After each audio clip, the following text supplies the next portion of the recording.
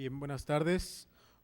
Buenas tardes al auditorio que está aquí presente en la Universidad Autónoma Metropolitana, Unidad de Iztapalapa, y también un cordial saludo a los colegas que nos escuchan, que nos ven, que han estado participando con nosotros en la Universidad Autónoma de Zacatecas, y también a los colegas de la Facultad de Psicología de la Universidad Nacional Mayor de San Marcos en Perú. Esperamos que en el transcurso de la sesión también se conecten otras instituciones. Ha estado trabajando con nosotros la Universidad de Monterrey y estamos esperando también el contacto con la Universidad del Valle de Atemajac en Guadalajara, en Jalisco. Esta mesa es bastante interesante porque nos permite conocer una temática de la cual nuestros colegas son expertos. La mesa redonda no tiene un tema general, pero sí cada uno de los trabajos de nuestros colegas se va a referir a diferentes puntos. En primer lugar, vamos a escuchar al profesor Salvador Arciga Bernal, quien nos hablará de la animación social intercultural. Después, al profesor Manuel González Navarro, con campañas políticas en 2006. Algunos de ustedes ya lo empezaron a escuchar cuando hacía la presentación de un libro hace unos minutos. Y por último, a la doctora Juana Juárez Romero, quien nos hablará de la construcción de los mundos políticos, el caso de la identidad nacional de México. Los profesores pertenecen a la licenciatura en Psicología Social y han estado desarrollando estos proyectos desde hace años, lo que nos ha permitido comprender de mejor manera las perspectivas de la psicología social y la psicología política. Sin hacer más preámbulo, doy la palabra directamente al maestro Salvador Arciga. Buenas tardes, les agradecemos su presencia en esta hora en la que hay que ir a comer. Vamos a intentar que el alimento intelectual sirva de algo. Bueno, el trabajo que les voy a presentar es algo que siempre estoy presentando en todas mis clases, por lo cual soy muy reconocido porque siempre me gusta la psicología antigua y particularmente la psicología de las masas. En esta parte lo que me interesa presentarles es la otra parte de la psicología de las multitudes, una con la que siempre discuten conmigo en las clases diciendo que la sociedad no solamente está formada de multitudes, sino que además existe una condición distinta. En este caso muy particular les voy a presentar la otra versión de la psicología de las multitudes, porque si a principio de siglo se decía que la psicología de las multitudes tendría que ser creada para controlar a las sociedades, en este momento podríamos suponer que es exactamente lo que sucede con nuestra clase política. Sin embargo, no solamente se pensó esta parte, sino que se pensó desde otra perspectiva que la sociedad y la gente común es la que tenía la posibilidad, por primera vez en la historia, de convertirse en sujeto social y ser copartícipe de la posibilidad de controlar, de desarrollar y de crear una sociedad que es distinta. Así que esta parte es esa de la cual casi nunca hablamos y por eso le ponía el título de animación sociocultural. En esta parte me voy a referir muy particularmente a una herramienta que se utiliza, que se ha venido desarrollando y que es una creación propia de la psicología social y que como siempre que dejamos de utilizarla toma otro nombre, toma otros cauces y deja de ser parte de lo que es la disciplina. La historia testimonia la creación de una nueva práctica política. La substancia elaborada sobre la democracia se ha vuelto la esencia teórica de todos nuestros sueños, el prisma a través del cual la sociedad y quizás todas las sociedades se vuelven comprensibles. Una creación semejante supone la organización de la sociedad, la edificación económica e ideológica de una sociedad.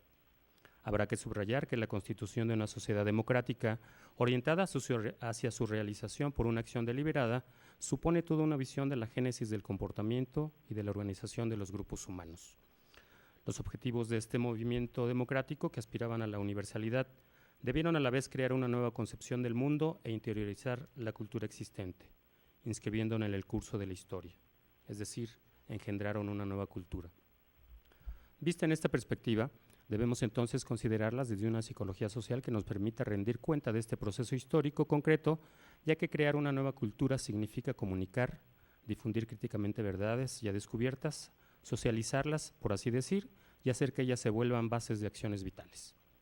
Mirarla así nos permite tocar el proceso por el cual los hombres edifican su realidad inmediata, organizan sus relaciones, estructuran su comportamiento, inventan esos objetos sociales que se suponen construidos simbólicamente. Si se plantea la cuestión de saber cuál es, en ese orden de ideas, la dificultad más grande, debemos asumir que ella reside en la transformación de una idea del momento de la seducción a aquel de la edificación de una nueva cultura. Pero también es necesario reconocer que la fascinación por la democracia supone la emergencia de la antidemocracia, de su penetración en el comportamiento de los individuos, de los grupos, de las transformaciones necesarias. En caso de que ese obstáculo no sea superado, los hombres continuamos viviendo en cuadros antiguos con las contradicciones que los acompañan. El conflicto de nuestra democracia sigue siendo entre una dinámica centrada sobre la potencia, elemento propio de la esfera política, y una dinámica fundada sobre la participación, condición esencial de una sociedad que quiere lograr una cultura democrática. Y habrá que reconocer que es, en el ámbito del dominio del poder, que nuestras sociedades han adquirido una experiencia muy rica. En nuestra sociedad, la creación de cultura ha sido un medio de dominación política y no está un medio de aquella. Animación sociocultural. El concepto hace referencia a los distintos ámbitos en los que se desenvuelve la vida del hombre: familia, escuela, comunidad, grupos de pertenencia, de referencia, nación, relaciones internacionales. La UNESCO la define como el conjunto de prácticas sociales que tienen como finalidad estimular la iniciativa y la participación de las comunidades en el proceso de su propio desarrollo y en la dinámica global de la vida sociopolítica en que están insertas. Para algunos autores, es un conjunto de prácticas sociales basadas en una pedagogía participativa que tiene por finalidad actuar en diferentes ámbitos de la vida con el fin de promover la participación de gente en su propio desarrollo cultural, creando espacios para la comunicación. En el plano metodológico, es una tecnología social basada en una pedagogía participativa. Esta idea se desarrolla en el tiempo a partir de las distintas reflexiones sobre las crisis de la cultura occidental, que ahora se manifiestan en un profundo cambio de valores a favor del libre desarrollo de las minorías, la defensa de la ecología, la libertad de expresión, el pluralismo ideológico y cultural, la relativización de los dogmatismos y la reconceptualización de los modelos de desarrollo. Esta idea, o estos valores, o esta pretensión, suponen profundas reconsideraciones culturales. Pensar que nuestra sociedad solo alcanza su pleno sentido cuando replantea el concepto de cultura como consumo para apostar hacia la cultura como participación, en la que las minorías se convierten en actor y creador de su propia cultura, lo que implica la capacidad para analizar una situación dentro de una realidad más amplia, interpretada críticamente y sentirse responsables de su configuración. La capacidad de organización para ir con otros defendiendo sus intereses, programar acciones colectivas y personales insertas en un proceso de cambio, ser partícipes del nacimiento de relaciones sociales y humanas alternativas. Esta metodología tiene por finalidad favorecer que las personas participen en la vida del grupo y de la sociedad, intentando la mejora permanente de la calidad de vida, facilitar la adhesión a objetivos elaborados de acuerdo con las necesidades, aspiraciones y los problemas de cada grupo social, vivir en relación con las otras personas en la aceptación y el respeto a cada uno, sus valores, sus creencias y las de su medio. Dar a cada uno la ocasión de intercambiar ideas y expresarse libremente de acuerdo con su marco de referencia. Buscar atenuar el hándicap sociocultural y dar a todos las mismas oportunidades. Esto pretende crear las condiciones adecuadas que le permitan al mayor número de personas revalorizar plenamente sus potencialidades, así como los recursos que pueden encontrar en su asociación con los otros. Los principios en que se apoya este trabajo son: pluralismo cultural. La humanidad se compone de diferentes culturas desarrolladas en diversidad de grupos sociales. Todas las formas culturales tienen la misma consideración social, deben ser elegidas libremente y desarrolladas de forma participativa. Cooperación. Todos han de acompañar al desarrollo de los demás individuos y grupos en la construcción de su propia cultura dentro del marco de la sociedad, otorgándose así el verdadero sentido social. Finalmente, la fe en la persona. Considerar que toda persona es capaz de crear, desarrollar y expresar su propia identidad. ¿Cuáles son los valores sobre los que se sustenta? El pluralismo, que es una postura de principio por medio de la cual se acepta o propugna que en la sociedad coexistan sin excluirse ni subordinarse unos a otros distintos grupos sociales, distintas fuerzas políticas que compiten por el poder y distintas convicciones irreductibles entre sí. Implica la sana tolerancia de múltiples opiniones. Todos los grupos humanos, sea cual fuera su composición y origen étnico, contribuyen con arreglo a su propio genio al progreso de las civilizaciones y las culturas, que con su pluralidad constituyen el patrimonio común de la humanidad. El problema consiste en articular la unidad y la diversidad, en conciliar los derechos fundamentales y la dignidad, a la vez que respetar las diferencias que forman parte de sus derechos. Comprensión. El trabajo para lograr cambios y mejoras en las condiciones de vida se subordina a una comprensión profunda del mundo social en el que habita, de sus derechos y de la dimensión de la persona. No se trata solo de un conocimiento crítico de la realidad social, sino de la construcción social de las ideas que le dan sentido, tanto a la crítica del orden social vigente como a la disposición común para transformarla, lo cual depende de un proceso colectivo de comunicación y apropiación común. Es claro que el hombre se transforma a medida que adquiere las herramientas que le permiten desarrollar su pensamiento, planificar su acción y reflexionar sobre su realidad. La libertad es la condición del pluralismo y consecuencia de él. En tanto juicio de valor, se busca ante todo promoverla en la convicción de que es preferible sobre cualquier otra forma de relación social. Democracia. En la consideración de que no se encuentra la verdadera talla humana hasta que no se ejerce un control activo sobre la comunidad a la que se pertenece. Promueve las relaciones humanas intentando crear un nuevo clima de opinión pública y una mejor calidad de vida. Aspira a crear en la sociedad el derecho reconocido de cualquier hombre a cuestionar las decisiones de las autoridades. Pretende que las minorías sean el centro de todo desarrollo, incrementando su autoconcepto y la calidad de sus posibilidades y responsabilidades, en el que abarca todas las dimensiones de la vida, todas las ramas del saber y todos los conocimientos prácticos que pueden adquirirse por todos los medios y contribuir a todas las formas de desarrollo. Si en la socialización se construyen y ejercitan los valores que hacen posible la vida en sociedad, con el respeto a todos los derechos y libertades fundamentales, se adquieren los hábitos de convivencia democrática y de respeto mutuo. Se prepara para la participación responsable en las distintas actividades e instancias sociales. El destino común está indisociablemente ligado al destino de cada uno, a esa gran comunidad en la que cada miembro es el centro vital del conjunto. Esto demanda asumir que el desarrollo debe surgir de una mayor y más ilustrada participación de cada persona en la vida de la comunidad. Del mismo modo que la ignorancia fortalece a las dictaduras, debilita las democracias. Los estados deben ser conscientes de su inmensa fragilidad mientras no sean capaces de apuntalar la democracia a través de un sistema educativo que privilegie la plena y consciente participación de todos los ciudadanos en los asuntos públicos. Cultura participativa. Si la cultura es la creación de un destino personal y colectivo, ya que todos y cada uno de nosotros somos sus productores en nuestra vida cotidiana, expresando un estilo de ser, de hacer y de pensar el que hemos adquirido a través de la historia. La cultura como creación de un destino colectivo considera que hay que apoyarse en el pasado, pero sobre todo hay que ser capaz de construir futuro.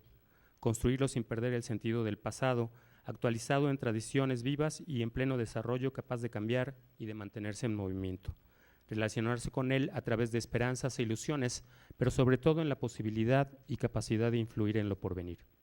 Esto significa crear comunidades responsables que tomen al cargo su propia vida para redefinir los fines humanos de cada actividad social y sus métodos de organización y gestión.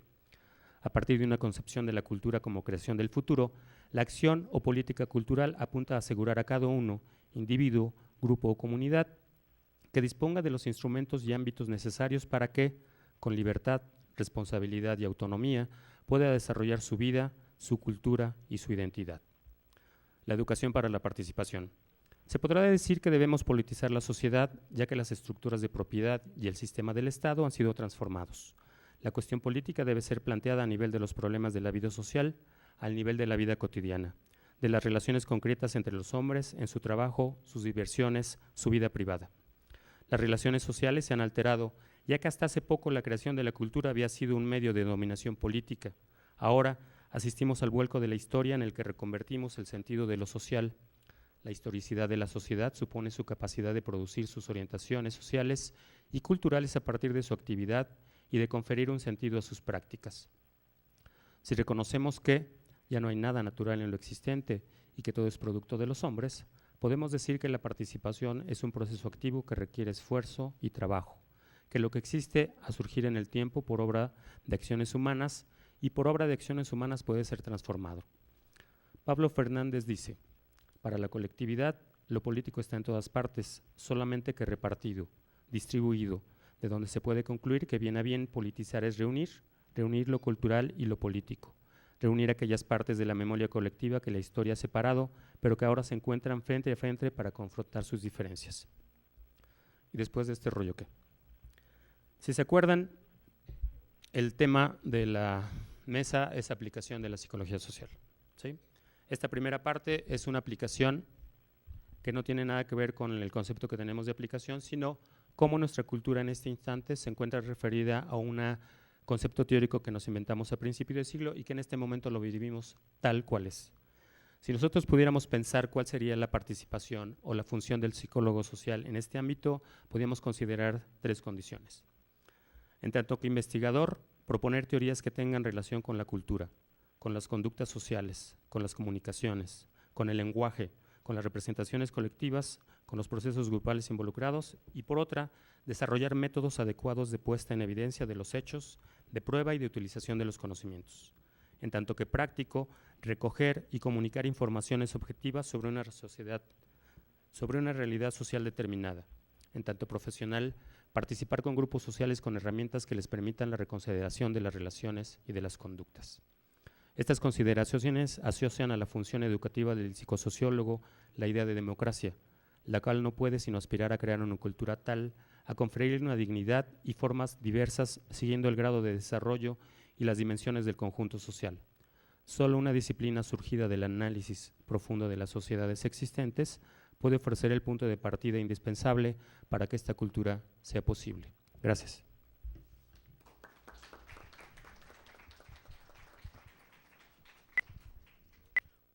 Gracias, profesor Salvador Arciga. Un punto que había olvidado mencionar es nuestro actual jefe del área de investigación de psicología, política e identidades, donde casualmente los 4 que estamos aquí somos miembros de esa área. Frecuentemente nos encontramos y compartimos estos espacios, estos diálogos. Vamos a escuchar ahora al maestro Manuel González Navarro, quien es miembro también del área, pero comparte juntamente con todos nosotros el trabajo en la Sociedad Mexicana de Psicología Social. Actualmente es nuestro presidente de la SOMEPSO, la sociedad que trabaja muchas de las temáticas de la psicología social. Le agradecemos, maestro Manuel González, su presencia y lo escuchamos atentamente. Hacia arriba, por favor. El botón hacia arriba.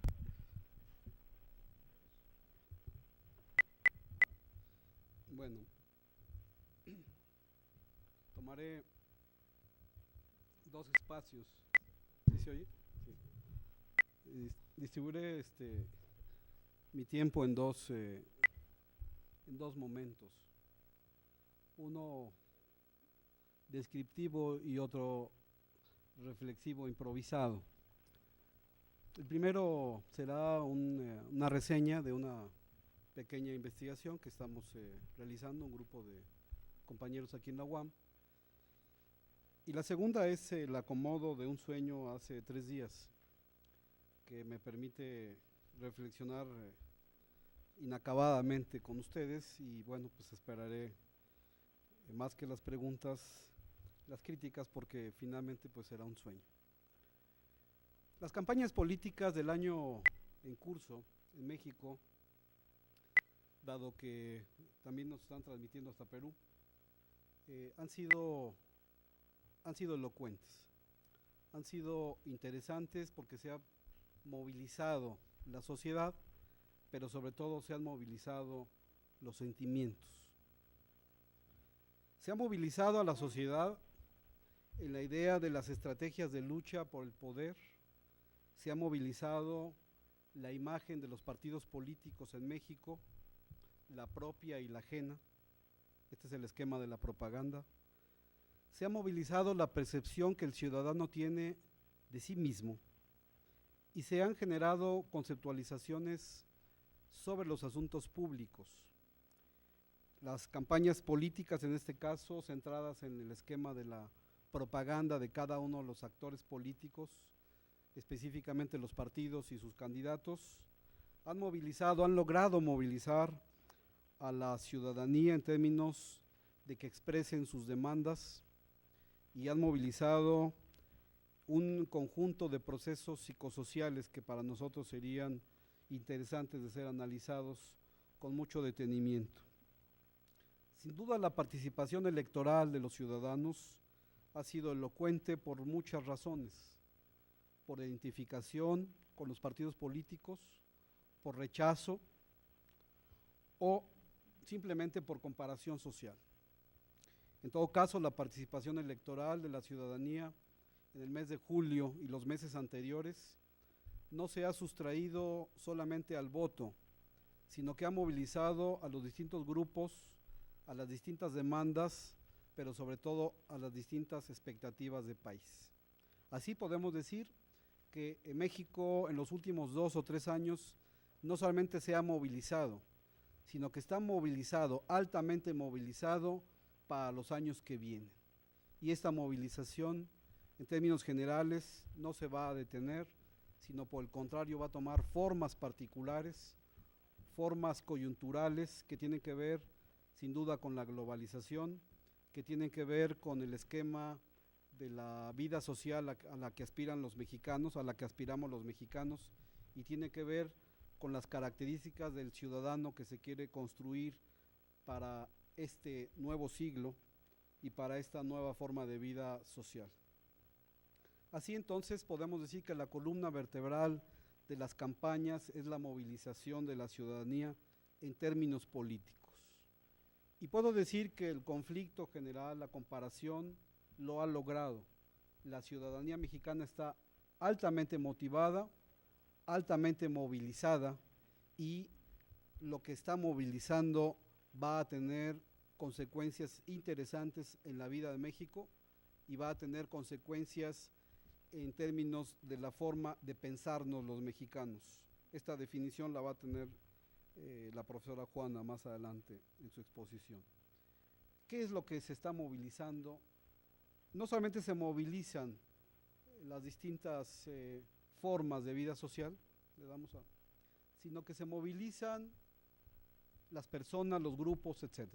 Voy a relatar una pequeña investigación etnográfica que hicimos en el mes de junio, donde los 3 principales partidos políticos, el partido más viejo, que sería el Partido Revolucionario Institucional, que ha cambiado de nombre en los últimos 72 años, 75 años, y que ahora adopta el Partido Acción Nacional, que tiene, es 10 años más joven que el PRI, y el Partido de la Revolución Democrática, que apenas estaría cumpliendo 17 años. Así tenemos 3 grandes partidos que movilizan o concentran distintas alternativas. Un elemento que puede destacar lo que ha hecho cada uno de los partidos en los últimos meses es sus cierres de campaña, y esto es lo que vamos a presentar. En sus cierres de campaña, en términos cronológicos de los cierres, el Partido Acción Nacional cerró su campaña misma en un estadio de fútbol, el estadio de fútbol más grande del país, el Estadio Azteca. Simbólicamente podemos decir que en consecuencia hay un espectáculo que está mediando y una masa que se está construyendo alrededor y al mismo tiempo al seno del propio estadio. La mayoría de sus eventos a lo largo de la campaña fueron en estadios, en plazas de toros, en lugares cerrados. Estamos hablando de masas cerradas, de masas controladas, de grupos sociales que se encaminan hacia una forma de expresión particular y que se asemeja mucho a la idea de espectáculo. El Partido Revolucionario Institucional, el PRI, cerró en un espacio también simbólico que es el Monumento a la Revolución, esquema y base de sus propios principios, esquema y justificación de su existencia en México, y bueno, pues es un espacio particular que permite no solamente rememorar su pasado, sino de alguna manera resaltar la idea de la Revolución Mexicana, esta que tiene ahora ya 96 años. Finalmente, el Partido de la Revolución Democrática, el partido más nuevo, hace su cierre de campaña en el Zócalo de la Ciudad de México. Espacio simbólico y tal vez el ombligo del país en términos del poder y de las formas simbólicas. Y el espacio, sin duda por excelencia, de las expresiones políticas, de las expresiones culturales, de las representaciones étnicas y religiosas por los que tiene el Zócalo. es decir, el centro del poder en términos de la ciudad y el centro del poder en términos del país. Así podríamos decir que los espacios definen un poco el significado de cada uno de los partidos, define también sus propias estrategias y definen parte de lo que ellos son o de lo que pretenden ser. En el discurso, el Partido Acción Nacional mira a México hacia adelante, olvida el pasado, plantea el desarrollo, la modernidad y las relaciones sociales fincadas justamente en un intercambio productivo. La noción de mercado es la base de este discurso político y la idea de desarrollo, de una idea de desarrollo semejante a lo que la globalización plantea, es su propio esquema. En el caso del PRI, vamos en las imágenes, en el caso del PRI, la idea de recuperar la experiencia, la habilidad y la inteligencia de cierto periodo de estabilidad política y económica en México es recuperado en su discurso. Sin duda la experiencia de ellos mismos trata de ser valorada en la sociedad y en el discurso ellos mismos van a plantearse un esquema semejante. Recuperen la experiencia que se tiene para que el sistema político que ha caído en cierto caos pudiera ser recuperado. Así tenemos dos visiones hasta este momento. La visión que concentra un esquema de construir el futuro a nivel de una modernidad centrada en el mercado y la idea de un pasado en el esquema de la Revolución Mexicana centrada en una idea de Estado. Mercado contra Estado, podrían plantearse dos grandes esquemas de propaganda, dos grandes ideas de México, dos grandes ideas de ciudadano. El PRD viene de alguna manera a confrontar estas visiones y plantea una recuperación del pasado para poder afrontar el futuro. Se parecen mucho a la parte del PRI, pero trata de renovar y de construir una idea de un futuro diferente. Cada uno de los candidatos, en el caso de Acción Nacional, Felipe Calderón, en el caso del Partido Revolucionario Institucional, Roberto Madrazo, y en el caso del Partido de la Revolución Democrática, Andrés Manuel López Obrador, encarnan, personifican estos ideales, estos discursos, estas promesas, estas propuestas de campaña. Hay otros candidatos, hay otros partidos. Ahora en estas imágenes solamente retomaré las que están aquí y daré una idea de lo que en los cierres de campaña se presentaron. Pero tal vez este afán descriptivo que podemos tener en la idea de las campañas políticas como una construcción social de la realidad que México requiere, podrían ser también parte de la propia dinámica dividida que México tiene actualmente y que seguramente vivirá en los próximos meses. Esto es, no solamente se expresaron valores, no solamente se expresaron estrategias, no solamente se expresaron a través de la campaña, de las campañas, la imagen propia que se pretende dar, la mejor imagen de cada uno de los partidos, la mejor imagen de cada uno de los candidatos, sino tal vez dos factores fueron interesantes para esta campaña presidencial en el 2006. La primera es un esquema de comparación. Compararse entre ellos para poder distinguirse. Y tal vez no podría ser de otra manera. La propaganda lo requiere así. Para poder notarse frente a la población, habría que distinguirse y habría que compararse. Y la comparación permite que los ciudadanos puedan elegir al que creen que es el más adecuado por sus atributos, por sus características o por su propia oferta política. La imagen se construye en ese sentido a través de este gran proceso de comparación social. Pero tal vez el segundo es más importante y es el que ha movilizado desde mi punto de vista los 7 pecados capitales. Y es el contraste. No solamente intentaron contrastarse, no solamente intentaron diferenciarse, sino reconocer lo más negativo de los otros para poder elevarse en términos de una imagen positiva. Construir la imagen más negativa de los otros para que por resultado de contraste se pueda construir a sí mismo la imagen más positiva.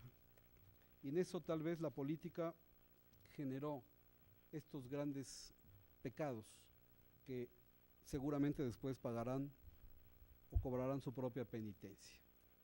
Por un lado, yo diría que el ejercicio que Madrazo y el PRI tuvo a nivel de descentralizar el poder de decisión, de apelar a la propia experiencia y de autodefinirse como el candidato más viable, permitía en todo caso generar al interior y al exterior del propio partido una ambición desmedida que fue calificada por la propia ciudadanía. Eso lo acerca al pecado capital de la avaricia, desde mi punto de vista. En segundo lugar, a Felipe Calderón, en términos del PAN, que en su estrategia generó la idea del peligro que podría representar la llegada de cualquiera de los otros partidos, menos del de él, y esta idea de atribuirle al otro lo más dañino, lo más débil, los aspectos más negativos, lo llevaron a generar, desde mi punto de vista, sentimientos de odio en la población. Esto lo acerca al pecado capital de la ira, y eso se sedimenta. Sin duda que con López Obrador tuvo un exceso de confianza y se cruzó de brazos 3 o 4 meses antes de la elección y tradujo que ya había seducido a la población para que simplemente sonriendo se pudiera votar y acceder a la presidencia. La confianza lo llevó a que su propia seducción lo acercara a la lujuria como su propio pecado. Pero ¿qué decir de Patricia Mercado, representante de Alternativa Socialdemócrata y Campesina, que lo llevó a simplemente señalarse como la mujer, la única mujer, y en ese sentido no compararse con ninguno, y aceptar simplemente el voto de ser candidata femenina por ser mujer, sin tratar de proponer absolutamente gran cosa, sin arriesgar, y tal vez en su pecado la soberbia sea el sentimiento que está movilizando. Roberto Campa, un refugiado del PRI que ahora representaría a los profesores en el partido de Nueva Alianza, sin duda nació para pegarle a su propio partido y poder distinguirse y poder tener en su caso a una nueva representación. Esta diferenciación lo llevó tal vez a uno de los pecados más importantes, que es el de la envidia. Diré igualmente que otro de los candidatos más importantes de esta elección fue el propio presidente de la República, que con su afán de no mostrar autoridad, que nunca mostró a lo largo del sexenio, y tener la posibilidad de dejar que las cosas se hicieran a como los demás decían que se pudieran hacer, y de que dejó en la libertad del poder económico y de los medios de comunicación, se eliminó a sí mismo, y esto, desde mi punto de vista, lo acerca al pecado de la pereza. Pero mantendré dos actores políticos que tal vez no salen mucho a escena. En México los conocemos mucho. Uno se llama Diego Fernández y el otro se llama Elbester Gordillo. Sin duda el pecado de poder acumular más poder que el que se tiene, el poder acumular más de lo que se puede uno comer, de devorar más, lo acerca a la gula, los acerca a la gula. Así, México en este momento está padeciendo los 7 pecados capitales de la política. Heredamos estos, los vamos a tener en los próximos años, los vamos a disfrutar, los vamos a sufrir, y hoy los mexicanos no es que estemos evitando la forma de la vida política, sino que estamos movilizados a través de ellos y vamos a ser seducidos, vamos a ser atrapados, vamos a ser conformados en algunos de ellos. Vamos a tener que pagar nuestra propia factura, como se paga un pecado. Vamos a tener que pagar nuestra propia factura como se paga el costo de lo que podemos adquirir. Y en ese sentido, la cultura de los mexicanos en este momento, para bien y para mal, positiva y negativamente, y en la oscuridad o en la claridad de la vida política, tendremos la posibilidad de estar envueltos en estos 7 pecados. La psicología social buscará aplicar cosas.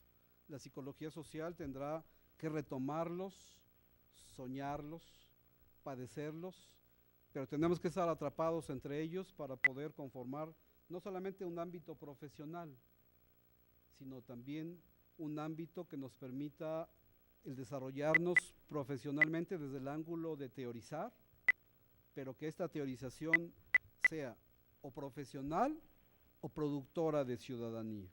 En todo caso, la política está atrapada entre los pecados, y uno de los pecados, tal vez el más importante, es que la ciudadanía había sido atrapada en otros años en la abulia, en la idea de no participar, y hoy estamos envueltos en un esquema de participación. Por lo tanto, los años venideros no solamente tendrán para nosotros como psicólogos sociales y tendrán la posibilidad de darnos elocuentemente las formas de una vida política diferente a los años anteriores, sino nos darán esquemas explicativos.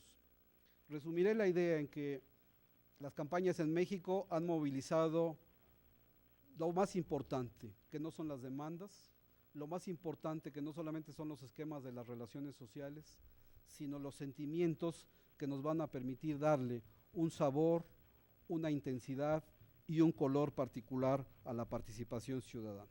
Muchas gracias.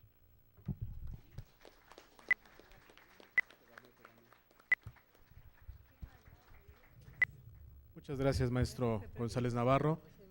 Y escucharemos ahora con mucho interés también la ponencia de la doctora Juana Juárez Romero, doctora en Psicología Social por la Universidad de París 5 y quien se ha especializado en trabajar identidad nacional, la idea de nación y la psicología política.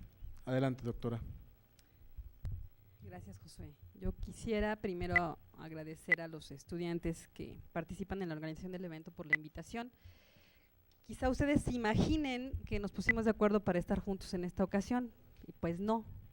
Cada uno recibió una invitación por separado de un estudiante que está formando parte del equipo de organización, y respondimos por separado hasta donde entiendo. Yo me sorprendí porque esa idea de que recurrentemente compartimos espacios, en los últimos años no es tan real. Entonces es para mí muy grato compartir esta mesa con mis colegas de trabajo en este ámbito que es de discusión y de presentación de discusiones que conocemos un poquito entre nosotros, pero que justo este tipo de espacios nos permiten profundizar en esas ideas que a veces podemos comentar en el pasillo o que leemos parcialmente en un artículo, ¿no? Entonces yo agradezco por todo eso a los estudiantes la invitación y esta posibilidad de reunirnos. En efecto, aunque formamos parte de un grupo de investigación, en esta ocasión veníamos cada uno por su lado y bueno, aquí nos parece que los temas que trabajamos, como sí tienen cosas en común, nos han reunido, ¿no? Lo segundo que quisiera hacer antes de presentarles una reflexión que tengo hoy es que una cosa que me pasó cuando recibí la invitación, el título de la semana, aplicaciones de la psicología social. Creo que de alguna manera lo han abordado Salvador y Manuel, porque entonces cuando uno piensa en aplicación piensa en que está obligado a mostrar resultados concretos de una investigación, y en este momento lo que tengo en la cabeza y que comparto ahora con ustedes es una reflexión que sintetiza y que es resultado, digamos, de un trabajo de investigación, pero que en este momento está más anclada en referentes de orden teórico. Y entonces yo volví al título de la semana y decía, probablemente tenga que decir que no acepto, ¿no? Porque la semana se llama Semana de Aplicación en Psicología. Y eso me llevó a pensar en por qué era importante, y yo sé que el mercado del que ya han hablado también Salvador y Manuel en referencia a otra cosa, pero hablar de la importancia que adquiere el mercado y que nos exige, ¿no?, saber hacer algo, y que parecería entonces que estamos obligados a traducir a la psicología social esencialmente en su saber hacer. Y cuando llegué a ese punto de la reflexión dije, entonces puedo aceptar la invitación, ¿no? Porque si se trata de aprender a saber hacer, yo creo que justamente una de las cosas que la psicología social está obligada a hacer es a establecer una manera de mirar, una manera diferente de mirar a la sociedad y a sus problemas, una mirada que no enfatice más lo individual y lo sobreponga, y como varios autores lo refieren, no encierra en el individuo las respuestas y las explicaciones de todo, porque entonces esa mirada creo que nos deja la mitad del camino, tanto en términos disciplinarios como en términos de lo que la sociedad necesita y requiere como respuestas. Y entonces ya verán que es tramposa toda la reflexión, ¿verdad? Pero yo fui llegando a todo estas ideas y eso me llevó a concluir que entonces sí tenía que decirles y que ofrecerles, porque me parece que justamente la formación de un psicólogo social requiere no solamente habilidades, para eso parece que hay buenos técnicos y buenas universidades que forman buenos técnicos. Me parece a mí que la formación universitaria debe comprometerse en efecto con abrir la mirada de nuestros estudiantes profesionales y darles diversos elementos teóricos, reflexivos, que permitan que en efecto sean capaces de construir esa mirada, que en efecto sean capaces de optar por mirar a la sociedad, mostrando, como lo decía Salvador, citando a Pablo Fernández, los lazos que unen la esfera de lo individual con lo colectivo, ¿no? De la esfera privada con la esfera pública. Eso es un proyecto ambicioso y ese es un proyecto que de ninguna manera se resuelve con el esfuerzo individual. Ese es un esfuerzo que se resuelve de manera colectiva y esa es la apuesta de muchos de nosotros como psicólogos sociales y como profesores de ustedes, a eso a lo que apostamos. Creo que de los que estamos aquí sentados ninguno piensa que puede construir solito la respuesta y la explicación como si fuera una de la sociedad. Yo creo que todos aquí reunidos conformamos parte de ese compromiso y es un compromiso ambicioso. En ese contexto inscribo la presentación, no porque haya logrado la explicación, asumo, ¿sí? Sino justamente compartiendo con ustedes parte de esta idea de pensar de otra manera, de una manera colectiva, a la sociedad mexicana y sus problemas. Y ahora sí paso a hablarles de los objetivos entonces de la comunicación que les presento hoy. Es básicamente reflexionar sobre la construcción de los mundos políticos, que es una noción que propone Rouquet en 1997, proponer a la identidad nacional y a la idea de nación como elementos que conforman un sistema de pensamiento propio, de los mundos políticos, y subrayar la importancia que adquiere este tipo de miradas para el desarrollo de la psicología social. Ya explicaba yo qué es lo que quiero decir con las miradas. Los supuestos que me ayudan a construir esta reflexión son la identidad nacional y la idea de nación son elementos que se derivan, o la parte más importante que me interesaría destacar es que constituyen relatos y que a través de esos relatos es que es posible darle una organización al mundo y a sus relaciones. Y por otro lado, también subrayar la idea de que son los orígenes de una sociedad lo que constituye un punto esencial, y también ya lo mencionaba Salvador, constituyen un punto esencial en la definición de la nación y de la identidad de los grupos, de su carácter y de eso que algunos denominan su destino colectivo. La investigación y los temas, como ustedes pueden ver, no son nada novedosos, por el contrario, son temas muy tradicionales que han sido mirados, la identidad nacional por la psicología social en particular, por la sociología y por la antropología, mientras que la nación ha sido estudiada sobre todo por la ciencia política y por la historia.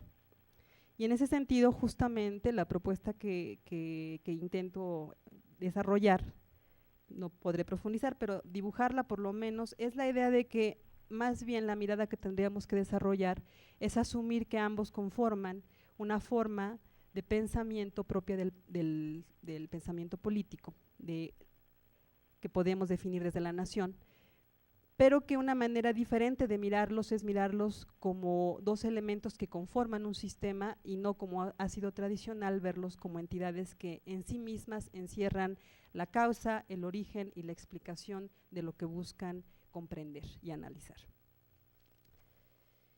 Por otro lado, les puedo comentar que el mundo político, tal como lo define Rouquet, él dice que el mundo político es una forma de pensamiento que posee sus propias formas de expresión, que posee una arquitectura, que contiene que tiene contenidos específicos y que generalmente esos contenidos son contradictorios entre sí, y que además se deriva de esquemas de orden genérico. Quizá la riqueza más importante de esta noción sea el que nos posibilite o me posibilite a mí reconocer, es lo que me atrajo de esta noción, la idea de que me hablaba de un sistema, me obligaba a pensar en un sistema de pensamiento y no mirar a un objeto como el punto de partida y el punto de llegada en términos de la explicación de un problema social, sino formando parte de un sistema. Mostrando, creo yo, y eso es lo que buscaría al recuperar esta noción, identificar los lazos, las relaciones y, si es posible, los procesos que permiten la conformación de este sistema. Un mundo político, a partir de eso yo agregaría que es también entonces un sistema que se construye al interior de un esquema de dominación, porque estamos hablando de mundos políticos y en ese sentido este sistema debe ser reconocido como formando parte de este esquema de dominación y reconociéndole la capacidad de incidir en la definición de las relaciones entre gobernantes y gobernados, entre dominantes y dominados, y de establecer un orden en esas relaciones. Este mundo político tiene otra característica y es que tiene un fundamento y tiene dos características, de hecho. Tiene una base, en este caso puedo reconocer a la historia como la base que le da sentido a la nación y a la identidad nacional, que es común, digamos, para ambas. Y el otro elemento es la referencia consistente a ciertos aspectos, ¿no?, que van a ser permanentemente los mismos. Las cosas pueden cambiar, pero la identidad nacional busca tener referentes que son y que se asientan, que se mantienen a través del tiempo. Les comento ahora entonces las características generales que para mí, que yo destacaría de la identidad nacional, son que en general tienden a buscar una explicación del carácter nacional y que en ese sentido buscan insistentemente, este tipo de perspectiva busca definir el conjunto de propiedades y atributos de un grupo de personas que según esta perspectiva se van a mantener a través del tiempo, que van a ser invariantes. Eso es lo que busca la identidad nacional, es decir, esta es la manera de ser y así será por los siglos de los siglos, ¿no? Busca también sintetizar la manera de ser de los nacionales, ¿no? Es decir, hay una esencia y esa es una característica o cualidad de los enfoques de la identidad nacional. Más allá de todos los relatos que puedan hacernos, en realidad buscan decirnos, esa es la esencia, ¿no?, del mexicano. Y finalmente la identidad nacional adquiere y tiene, todos lo sabemos, un conjunto de símbolos que derivan en estructuras definidas. La otra cualidad que me gustaría simplemente señalar es que brindan una identidad colectiva, aunque tradicionalmente este tipo de enfoques destaca y termina enfatizando los aspectos individuales de explicación y soslaya y muchas otras veces olvida los aspectos colectivos o la naturaleza colectiva de esta misma noción. La idea de nación, por otro lado, puede sintetizarse en este momento como una manera de clasificar y estructurar el mundo y sus relaciones, misma que posibilita otorgar una identidad a todos los individuos que la integran, que es esta que Balibar se les da la identidad de nacionales. Según este mismo autor, eso otorga a los nacionales dos cosas. Por un lado, un conjunto de derechos y obligaciones, los que serían los aspectos positivos, objetivos de la nación, a través de las instituciones también. Y por otro lado, les da derecho a un relato sobre los orígenes, ¿sí?, que sería la parte subjetiva y que sería para mí la parte importante de estas dos nociones. En suma, lo que puedo decir a estas alturas es que desde mi punto de vista la idea de nación y la identidad nacional tienen dos características que comparten. Las dos comparten, por un lado, su naturaleza colectiva y por otro lado comparten la característica de ser pensadas. ¿Qué significa? Bueno, pues la nación busca englobar a todos los grupos, a todas las instituciones que conforman parte de un país o de una sociedad, ¿no? Busca englobarlas como en un movimiento de arriba hacia abajo. Por otro lado, la identidad nacional busca exactamente lo mismo, busca englobar todas las identidades sociales particulares y busca dotarlas de un sentido único a través de esta única noción. Por eso digo que ambas son colectivas, ambas tienden o aspiran a ser colectivas. No me referiré ahora, justo, aunque sí se reconoce, ¿no?, que no, porque esa es, insisto, su tendencia y su dinámica natural, no necesariamente la logran. Hoy justamente lo que estamos observando es que hay diversos grupos que impugnan a esta condición y que impugnan a esta condición de nación tratando de incluirse porque se sienten fuera de la nación, pero hablemos de esta tendencia que es natural. Por otro lado, ambas nociones son definidas, construidas, pensadas desde el poder instituido, desde el poder establecido, desde las instituciones que norman, y en ese sentido, en efecto, son definidas desde el poder instituido. Ambas, finalmente, están conformadas, desde mi punto de vista, en la parte subjetiva, desde lo que Smith denomina el territorio histórico. Este territorio histórico no es otra cosa que los relatos que dan cuenta de los orígenes, de los símbolos, de las imágenes y de los estereotipos que existen, en este caso de México y del mexicano. Los orígenes son importantes porque constituyen, en efecto, la historia que se considera sagrada de los grupos, el punto de partida, el punto original. Se convierten en un relato que cuenta cómo nace un pueblo y cómo un pueblo ha comenzado a ser. Por lo mismo, estos relatos suelen ser magníficos, suelen ser una exaltación, ¿no?, de lo que uno fue, y suelen minimizar también aquello que le estorba a esta idea de magnificar el punto de partida.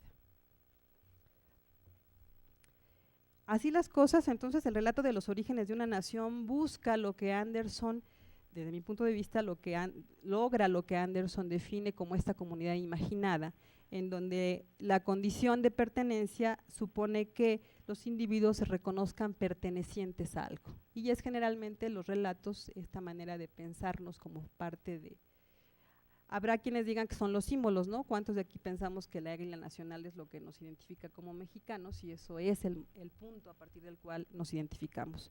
Personalmente creo que los orígenes también juegan este papel de llevarnos a identificarnos como formando parte de una nación. En ese sentido, hay dos cosas que quisiera, dos elementos que revisé, digamos, en esta búsqueda en esta revisión de los orígenes. Una, la imagen del buen salvaje, que desde mi punto de vista forma parte sustantiva de lo que va a considerarse como la definición en el carácter del mexicano,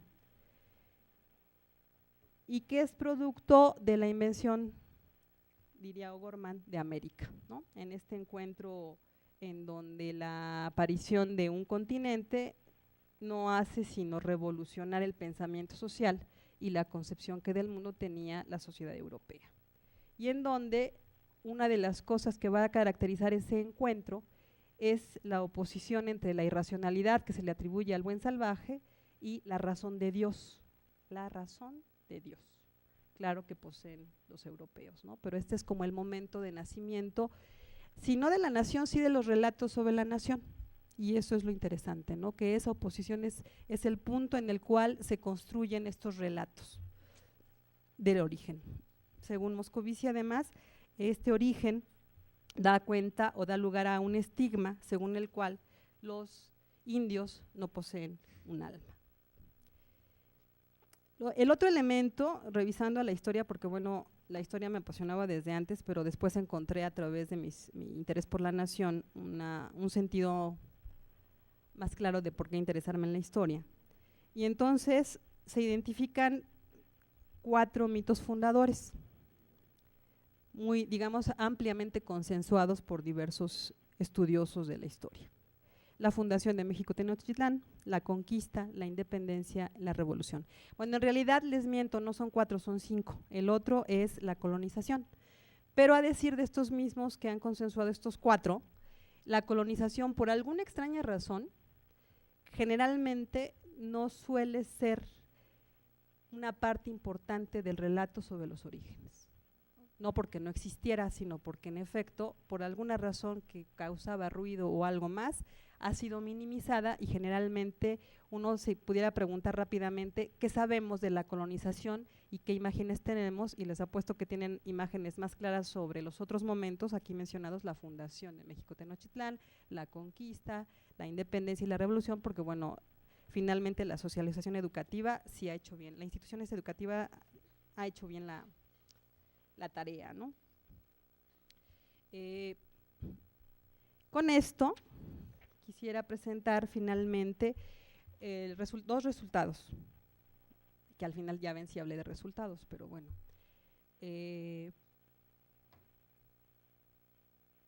Estos dos resultados son, por un lado, solo 2, hubo más cuestionarios anteriores, pero 2 resultados son, los primeros resultados son los de un cuestionario cerrado, en el que me di a la tarea de preguntar sobre cuál era el origen, el hecho histórico que a ojos de quien entrevistábamos o encuestábamos constituía el punto de partida de México. Y por otro lado, a otro grupo de personas o estudiantes, porque eran administrativos de esta unidad y estudiantes también de psicología social, les preguntábamos cuál a su parecer era el hecho histórico que le daba sentido o que podía explicar el origen del mexicano. Las categorías, ambos tenían las mismas categorías de respuesta posible, era un cuestionario cerrado, lo único que cambiaba era lo que llamarían el inductor, y era el objeto que queríamos que caracterizaran. Las opciones eran exactamente las mismas. Esas opciones eran producto de todo el trabajo anterior que consistió en cuestionarios de asociación libre y entrevistas, y que dieron como resultado una serie de, si no recuerdo mal, como 8 eventos históricos que aparecían cuando les preguntábamos lo mismo. ¿Cuál evento o eventos históricos considera usted que pueden explicarnos el origen de México? Por un lado, a un grupo de personas, y al otro, ¿cuáles hechos históricos considera usted que explican el origen del mexicano? Bueno, de ahí obtuvimos nuestras categorías, lo probamos, etcétera, hicimos varias aplicaciones y bueno, estos son los resultados del último, y en donde, como pueden ustedes observar, resulta que para México se identifica a la independencia y a la revolución. También aparecía en tercer lugar la fundación de México Tenochtitlán. Los porcentajes de respuesta en términos de porcentajes eran como del 25%, entre el 25 y 28%. En cambio, en el caso del mexicano, los porcentajes de respuesta eran del 55% en cada grupo, y era muy claro, después se dividían los otros eventos. Y lo que obtenemos es, en efecto, una de las cosas que obtuvimos era que los orígenes pueden ser leídos de una manera si están referidos a México, y pueden ser organizados de otra manera si están asociados al mexicano. Con estos resultados nos fuimos a hacer luego unas entrevistas, en donde, además de preguntarles esto que ya les he contado, ¿no?, sobre cuál es el evento, que ya teníamos además algunos referentes de eventos, entonces en una segunda parte les preguntábamos qué significaba para ellos la conquista, qué significaba para ellos la independencia, y también en los mexicanos, en las palabras que nos daban asociadas a México, cualidades y defectos, y las imágenes que mejor les servían para caracterizar a México. Hicimos un trabajo de análisis para intentar indagar si había una valoración positiva o negativa asociada a estas imágenes. En el caso de la conquista, pues sí, las imágenes que describían de la conquista hablaban de violencia, hablaban de autoritarismo, hablaban de sangre, ¿no?, de cuestiones, realmente imágenes muy negativas, en donde habrá que destacar que no había, en efecto, una información clara, diríamos esencialmente cognitiva, de los hechos. ¿Qué significa esto? Que muchas veces no sabían cuándo había ocurrido, quién o quiénes lo habían protagonizado, en términos de los personajes. Lo que tenían eran imágenes de que había sido sangriento, de que había sido violento, de que habían muerto indígenas, de que los españoles habían sido realmente muy sanguinarios en su conquista, pero no lograban identificar ni personajes ni un tiempo. De hecho, muchas de las entrevistas que hicimos fueron a obreros, comerciantes ambulantes y profesionistas de la delegación Iztapalapa.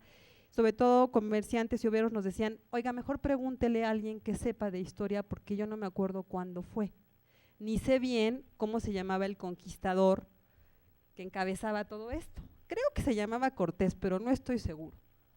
Y les decíamos que no importaba, que lo que necesitábamos era justamente eso que ellos recordaban, porque era esta parte de las imágenes las que nos interesaba recuperar. Pero en cada caso fue igual, en la independencia, en la revolución, la gente siempre reportaba que no conocía exactamente la información, que tenía dudas, ¿no? En la independencia decían, pues creo que fue un cura y creo era Hidalgo, ¿no? Y nos preguntaban, ¿no? Entonces les decíamos que no se preocuparan, que era lo que ellos recordaran de ese evento. Y entonces lo que obtuvimos es que la conquista era referida tendencialmente como un evento estrictamente negativo y que tendencialmente la independencia era recordado o descrito como un evento tendencialmente positivo. Mientras que para los mexicanos hicimos también un análisis para discriminar cuántos conceptos positivos y negativos teníamos y tendencialmente también son descritos de manera negativa, mientras que para México, aunque había palabras como corrupción, contaminación, pobreza, marginación, también había palabras como historia, cultura, artesanías, cosas que podían, democracia, igualdad, si quieren valores, que uno tendría que preguntarse si era más en términos del ideal, pero que en suma, en términos de lo que reportaban, era una imagen mucho más positiva del país que de sus habitantes. Y entonces encontramos esta correspondencia, ¿no? Entre que uno podría, de hecho, identificamos como una relación de oposición entre conquista e independencia y una relación de oposición entre México y los mexicanos, pero que también se constituye como una relación de complementariedad, en tanto conforman estos elementos un sistema de pensamiento que desde mi punto de vista constituye o es el mundo político que puede definir o explicar la construcción de las identidades en México de una manera más amplia. En efecto, una de las cosas que aparece de manera consistente es un efecto de comparación, sobre todo en el caso del mexicano, ¿no?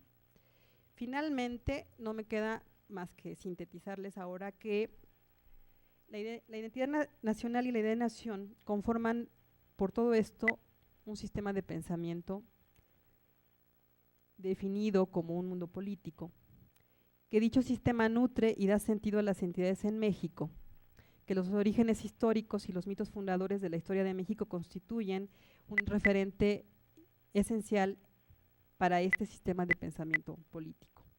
Que la conquista, bueno, ya lo vieron, sirve para explicar el origen del mexicano, mientras que la independencia y la revolución explican el origen de la nación mexicana. Y básicamente decir justamente que es en esta idea de los sistemas y de cómo este pensamiento, yo lo otro que quisiera agregar es cómo este sistema de pensamiento y la pregunta, tal vez la reflexión final, es que tanto esta construcción de identidades es un elemento a partir del cual se constituyen las identidades ciudadanas. Me parece que la identidad ciudadana no puede ser, como lo decía al principio, un tema y un objeto que se define y encierra en sí mismo su explicación y su origen, sino que es parte de un sistema más amplio. De alguna manera, la pregunta que tal vez está al origen de mi proceso de investigación y de mi proyecto de investigación que inició hace mucho tiempo, era justo esta parte, ¿no? Cómo esta definición de la ciudadanía tiene como referente o qué tanto tiene a este estereotipo que siempre me ha molestado mucho del carácter nacional, ¿no? Que bueno, si lo sintetizamos, pues sabemos que se define como al mexicano como flojo, ¿qué más?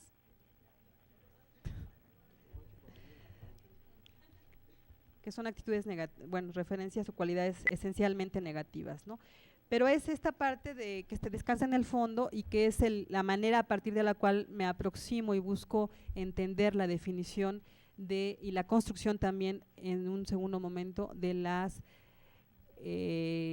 definición de la ciudadanía o de las identidades ciudadanas, si se quiere. Gracias.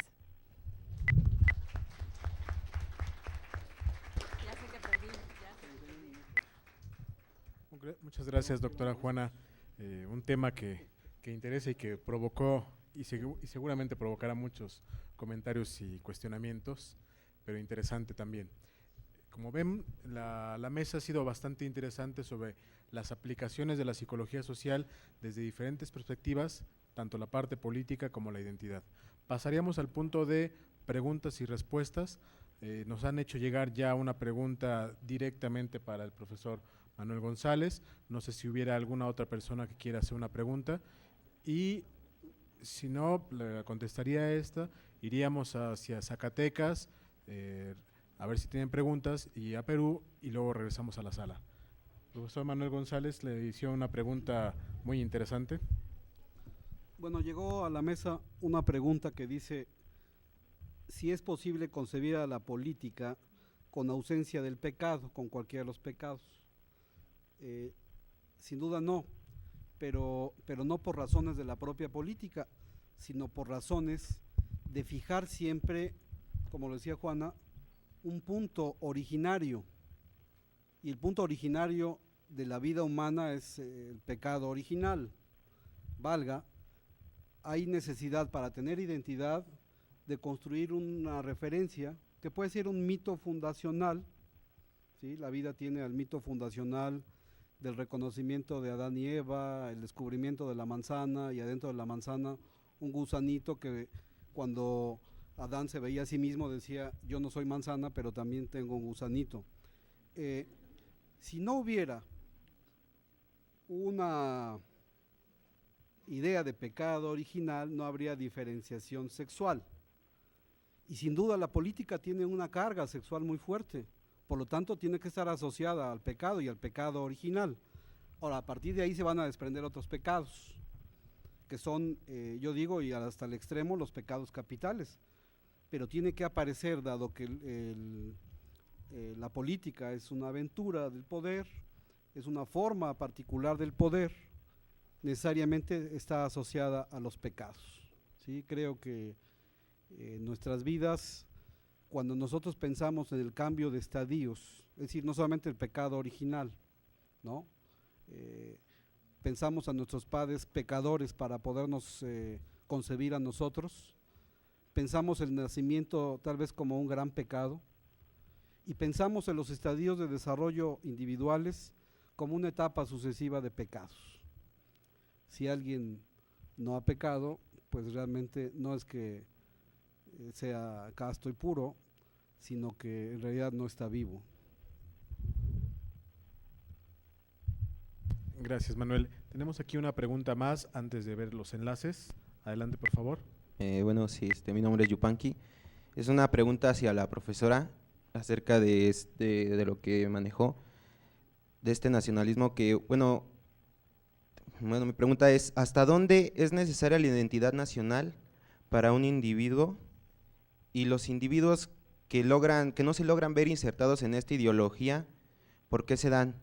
Por ejemplo, como Ricardo Flores Magón, que él no tenía esa tendencia y esa ideología. Quisiera saber un poco más.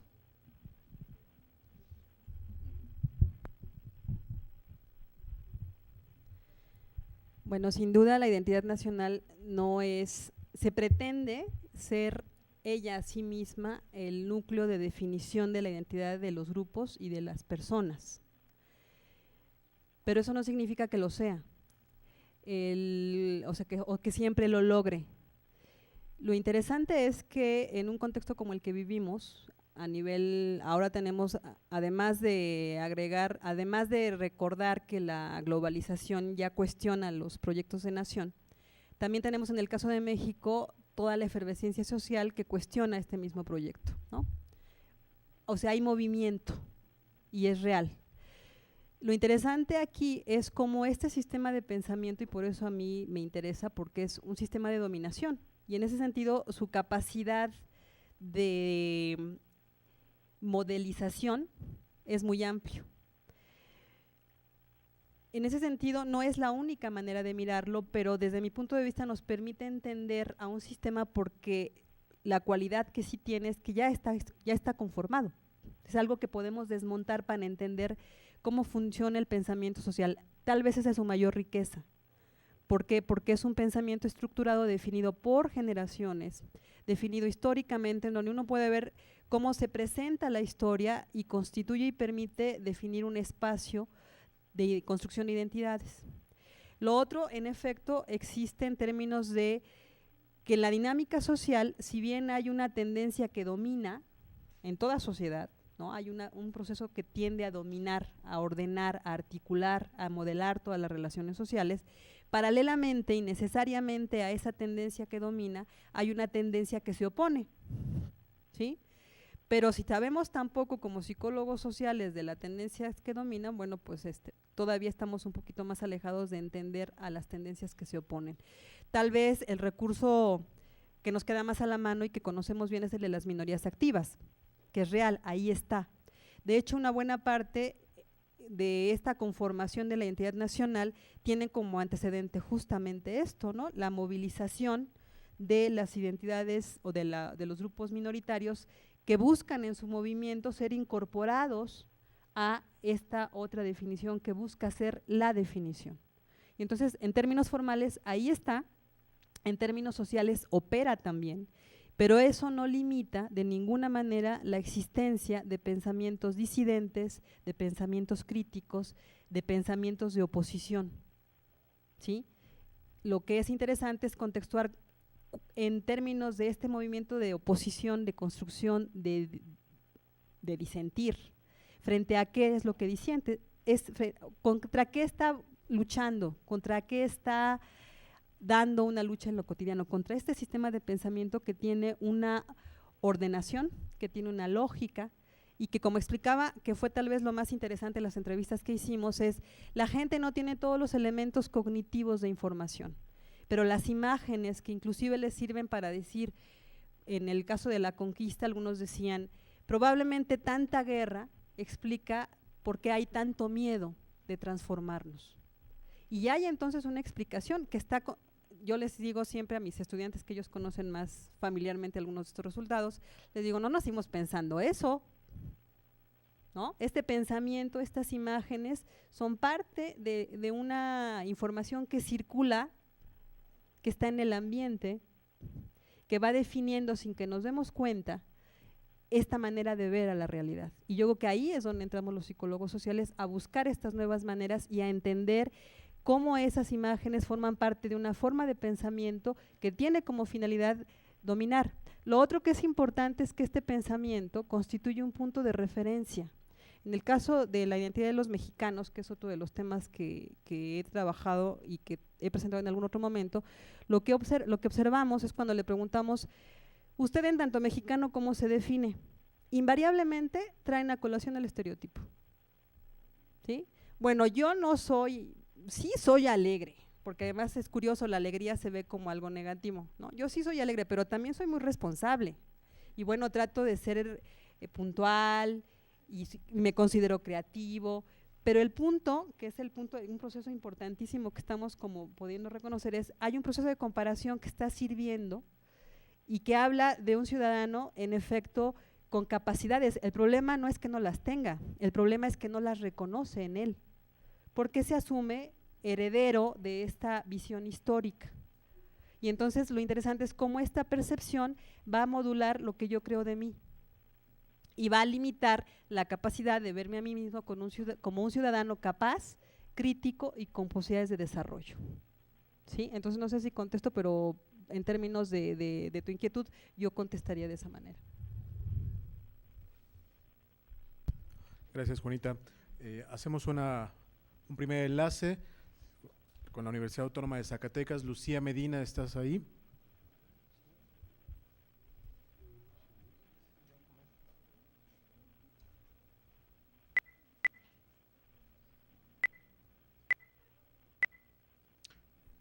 ¿Tenemos enlace? No. Parece que no tenemos en este momento el enlace, debe algún problema en el enlace con Zacatecas, pero sí tenemos en la pantalla, estamos viendo a la Universidad Nacional Mayor de San Marcos. Preguntaría al profesor Carlos Arenas o a la doctora García Impudia si hubieran alguna pregunta en la sala. Tenemos dos preguntas. Adelante. Paso con la primera persona. Buenas tardes. Para el profesor Manuel, felicitarlo por la ponencia en primer lugar. Y como usted mencionaba justamente el aspecto de las campañas electorales tanto en México como en el Perú, hemos visto cómo la carga afectiva ha sido una herramienta que ha sido, digamos, muy bien utilizada por esos partidos políticos, que de alguna manera han calado en las elecciones que se han dado en los últimos años en esos países y que ahora se aproximan también en el Perú, a nivel municipal y de regiones.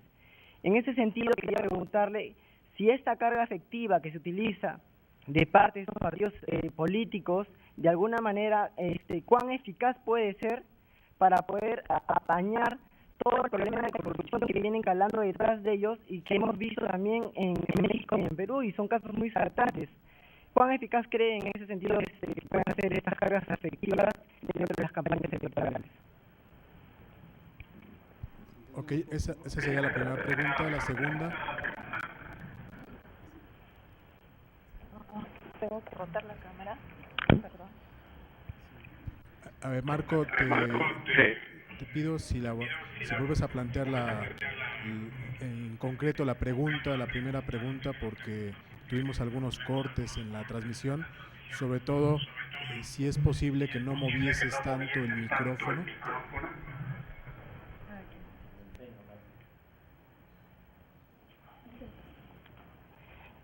En suma, la pregunta es, ¿cuán eficaz son las cargas afectivas que se utilizan como herramientas de campaña de parte de los partidos políticos para apañar, para ocultar la corrupción detrás de ellos y detrás de los partidos políticos?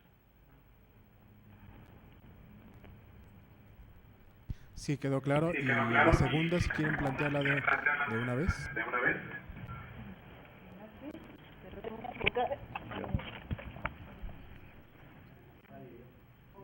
No, bueno. Un momento, por favor. Sí, quisiera preguntar para la señorita Juana Juárez el tema sobre la investigación de la historia y de la identidad. Acá en el Perú ha habido mucha influencia del estudio de estas temáticas por los modelos planteados por un psicólogo mexicano, Díaz Guerrero. Perdón, si habla un poco más despacio. Bueno, que les habla es Osvaldo Arellana, docente de acá de la Universidad de San Marcos. Le decía que acá en el Perú hemos tenido mucha influencia en las investigaciones sobre identidad y sobre historia a un psicólogo mexicano, Díaz Guerrero, quien hizo unas escalas haciendo uso tanto de adjetivos como de diferenciales semánticos. Cuando yo he escuchado el planteamiento de Juana Juárez, me llamó más la atención el tema de la profundidad del análisis histórico y identidad. Yo quisiera preguntar cuál es la metodología empleada para abordar este tema de historia y de identidad que son comunes tanto a México como para Perú. A ver, ¿cuál fue la metodología utilizada para los estudios de identidad e historia?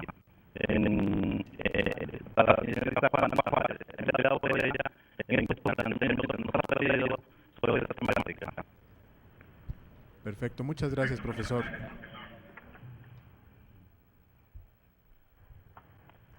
Respecto a la primera pregunta elaborada, la idea es que las campañas no solamente están movilizando a las distintas demandas sectoriales, Perdón, en Perú, si pueden cerrar sus micrófonos, está viciando el audio. Sí, las campañas no solamente están movilizando físicamente a los ciudadanos, también nos los están movilizando en la idea de poder expresar con claridad las demandas sectoriales. Todo partido político tiene obligación de construir un proyecto de desarrollo social, un proyecto de sociedad, pero tal vez el aspecto que habrá que valorar desde el ángulo de la psicología social es que las campañas movilizaron más que las demandas y más que a los ciudadanos. Movilizaron sentimientos que permiten la diferenciación no solamente entre los partidos, sino tienen un efecto particular que generan diferenciación entre los ciudadanos. Así podemos encontrar en el caso de México el padre que tiene una preferencia electoral sobre un partido, la madre sobre otro partido y los hijos sobre otro. Pero esto genera debate, entonces tiene consecuencias positivas sin duda alguna, pero también consecuencias negativas. Quiero resaltar, y tal vez la pregunta lleva parte de la propia respuesta, que al construir el estigma de los partidos, de los distintos partidos, es decir, la imagen de un partido lleva consustancialmente la imagen del otro partido. Cuando un partido dice yo soy honesto, en sentido estricto está calificando a los otros partidos como de no honestos. Pero cuando se dice el otro es un peligro para nuestro país, está calificando no solamente al otro, sino está sobreponiendo un sentimiento particular de que yo soy seguro. Esto, desde mi punto de vista, deja una huella en la dinámica de las relaciones interpersonales, de las relaciones sociales, y genera una sedimentación que con el tiempo tomará un cariz de una manera diferente y que habrá que evaluar con claridad. Es probable que el estigma que se le asigna a los otros partidos permita esconder el defecto de los propios, que es como aquí en México tenemos un dicho popular que dice: enójense las comadres y díganse las verdades. Esto es, cuando somos amigos, cuando somos amigas, todo es bonito, pero cuando nos enojamos, decimos realmente lo que pensamos.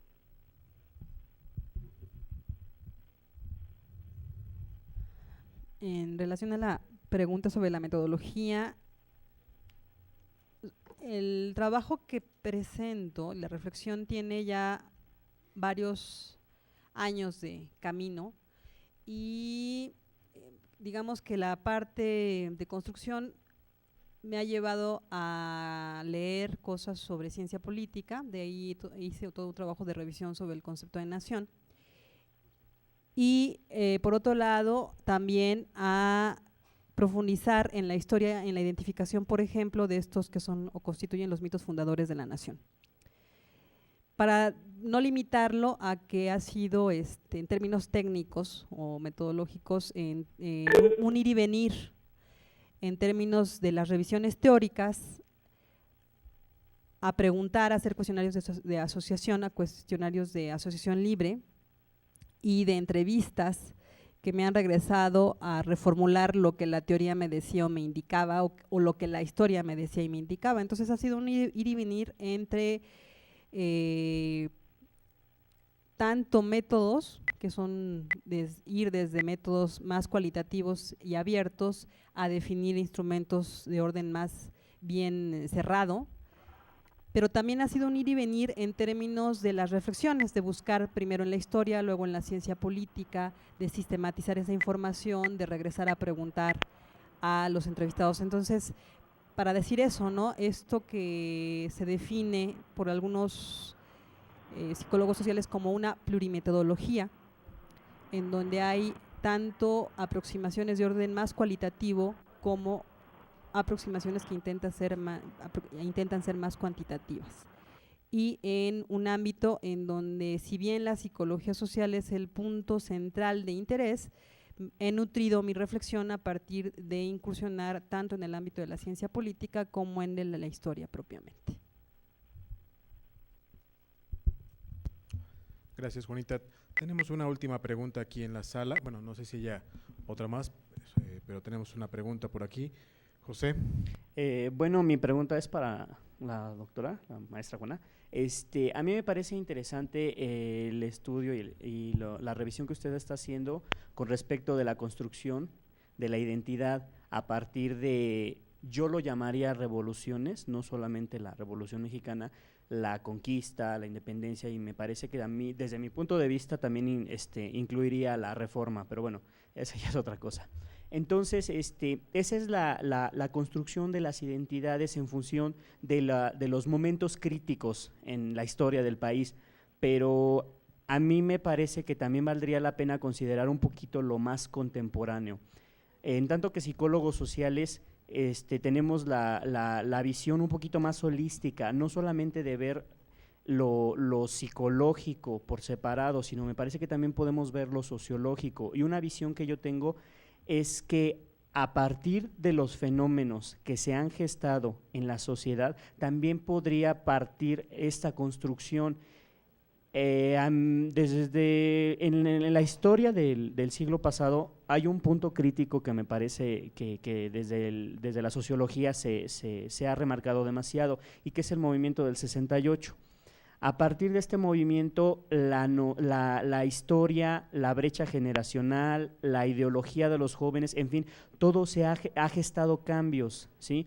Hay muchos jóvenes que tienen esa idea del activismo, que tienen esa idea de construirse una mentalidad nueva, de construirse una identidad, pero a partir de ahí pueden tomar como estandarte, no sé, a mí me viene a la cabeza la imagen del rostro del Che Guevara, por así decirlo, ¿no? O sea, es famosísima en todos los rincones del continente, se conoce, y la toman como un estandarte, pero a partir de ahí están construyendo también identidades, son identidades desde mi punto de vista un poquito más nuevas, ¿sí? Entonces a mí me parece que, bueno, desde el punto de vista sociológico también valdría la pena considerarlo, ¿o usted qué opina?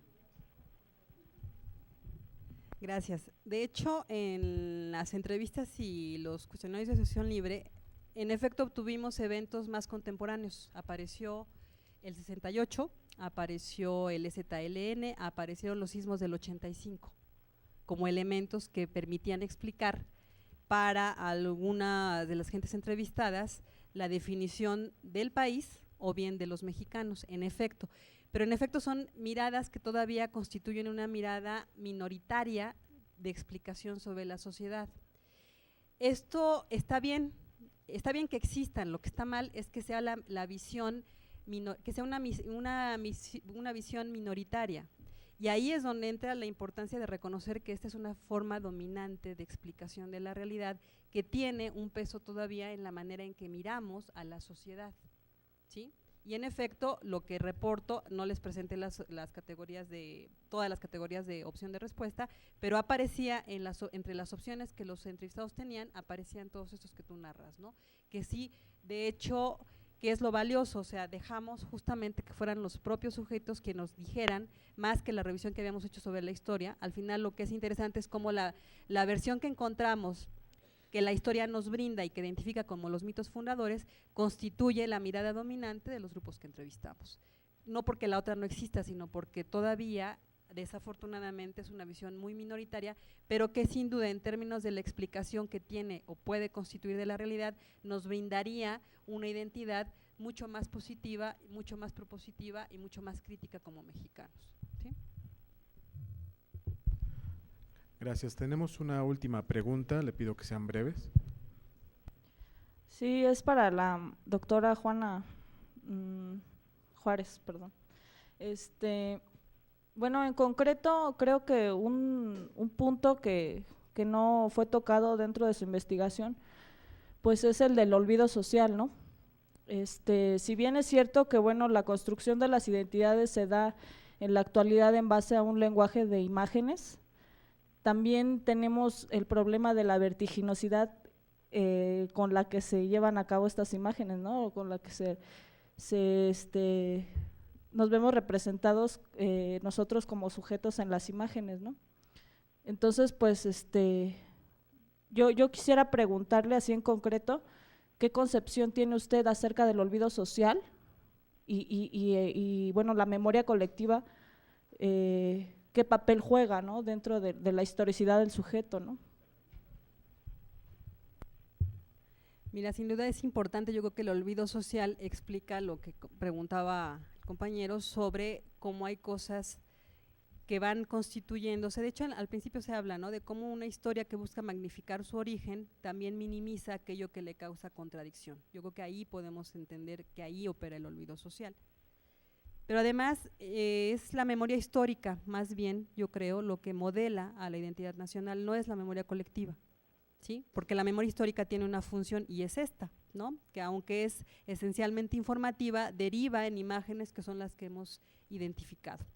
Porque esencialmente la memoria colectiva nos habla de que las memorias de los grupos son múltiples, dinámicas, ¿sí? Y no es no constituye una memoria, como en el caso de los otros que presento, que constituyen más bien una mirada que tiende a ser homogénea, no porque lo sea.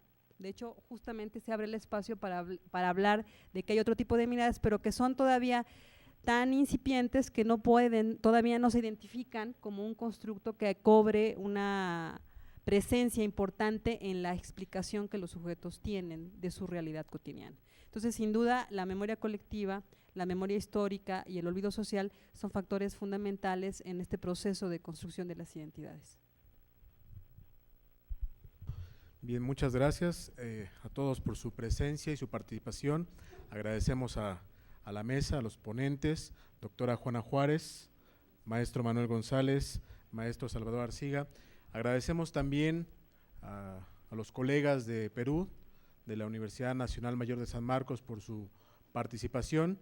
Sabemos que en este momento también se acaban de conectar los colegas de la Universidad Autónoma de Zacatecas, del Instituto Tecnológico de Sonora, de la Universidad Autónoma de San Luis Potosí, y pues tiene que ver también con una conferencia que ha despertado mucho interés, que estará ya en unos 5 minutos impartiéndose, aplicaciones de la psicología social por parte de la maestra Angélica Bautista. Hacemos un breve receso de 5 minutos y regresamos.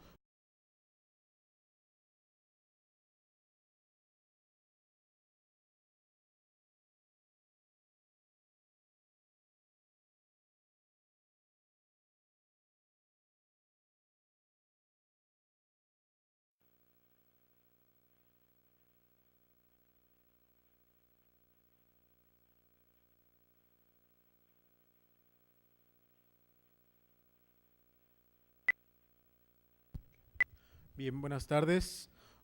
Buenas tardes al auditorio que está aquí presente en la Universidad Autónoma Metropolitana, Unidad de Iztapalapa, y también un cordial saludo a los colegas que nos escuchan, que nos ven, que han estado participando con nosotros en la Universidad Autónoma de Zacatecas, y también a los colegas de la Facultad de Psicología de la Universidad Nacional Mayor de San Marcos en Perú. Esperamos que en el transcurso de la sesión también se conecten otras instituciones. Ha estado trabajando con nosotros la Universidad de Monterrey y estamos esperando también el contacto con la Universidad del Valle de Atemajac en Guadalajara, en Jalisco. Esta mesa es bastante interesante porque nos permite conocer una temática de la cual nuestros colegas son expertos. La mesa redonda no tiene un tema general, pero sí cada uno de los trabajos de nuestros colegas se va a referir a diferentes puntos. En primer lugar, vamos a escuchar al profesor Salvador Arciga Bernal, quien nos hablará de la animación social intercultural. Después, al profesor Manuel González Navarro, con campañas políticas en 2006. Algunos de ustedes ya lo empezaron a escuchar cuando hacía la presentación de un libro hace unos minutos. Y por último, a la doctora Juana Juárez Romero, quien nos hablará de la construcción de los mundos políticos, el caso de la identidad nacional de México. Los profesores pertenecen a la licenciatura en Psicología Social y han estado desarrollando estos proyectos desde hace años, lo que nos ha permitido comprender de mejor manera las perspectivas de la psicología social y la psicología política. Sin hacer más preámbulo, doy la palabra directamente al maestro Salvador Arciga. Buenas tardes, les agradecemos su presencia en esta hora en la que hay que ir a comer. Vamos a intentar que el alimento intelectual sirva de algo. Bueno, el trabajo que les voy a presentar es algo que siempre estoy presentando en todas mis clases, por lo cual soy muy reconocido porque siempre me gusta la psicología antigua y particularmente la psicología de las masas. En esta parte lo que me interesa presentarles es la otra parte de la psicología de las multitudes, una con la que siempre discuten conmigo en las clases diciendo que la sociedad no solamente está formada de multitudes, sino que además existe una condición distinta. En este caso muy particular les voy a presentar la otra versión de la psicología de las multitudes, porque si a principio del siglo se decía que la psicología de las multitudes tendría que ser creada para controlar a las sociedades, en este momento podríamos suponer que es exactamente lo que sucede con nuestra clase política.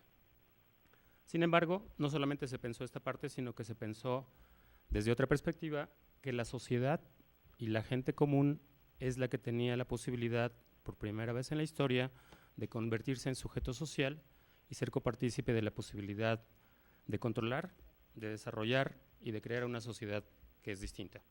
Así que esta parte es esa de la cual casi nunca hablamos y por eso le ponía el título de animación sociocultural.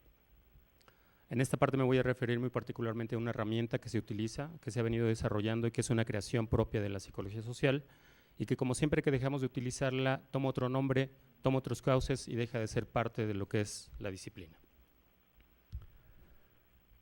La historia testimonia la creación de una nueva práctica política. La substancia elaborada sobre la democracia se ha vuelto la esencia teórica de todos nuestros sueños, el prisma a través del cual la sociedad y quizás todas las sociedades se vuelven comprensibles. Una creación semejante supone la organización de la sociedad, la edificación económica e ideológica de una sociedad. Habrá que subrayar que la constitución de una sociedad democrática, orientada hacia su realización por una acción deliberada, supone toda una visión de la génesis del comportamiento y de la organización de los grupos humanos. Los objetivos de este movimiento democrático, que aspiraban a la universalidad, debieron a la vez crear una nueva concepción del mundo e interiorizar la cultura existente, inscribiéndola en el curso de la historia, es decir, engendraron una nueva cultura. Vista en esta perspectiva, debemos entonces considerarlas desde una psicología social que nos permita rendir cuenta de este proceso histórico concreto, ya que crear una nueva cultura significa comunicar, difundir críticamente verdades ya descubiertas, socializarlas, por así decir, y hacer que ellas se vuelvan bases de acciones vitales. Mirarla así nos permite tocar el proceso por el cual los hombres edifican su realidad inmediata, organizan sus relaciones, estructuran su comportamiento, inventan esos objetos sociales que se suponen construidos simbólicamente. Si se plantea la cuestión de saber cuál es, en ese orden de ideas, la dificultad más grande, debemos asumir que ella reside en la transformación de una idea del momento de la seducción a aquel de la edificación de una nueva cultura.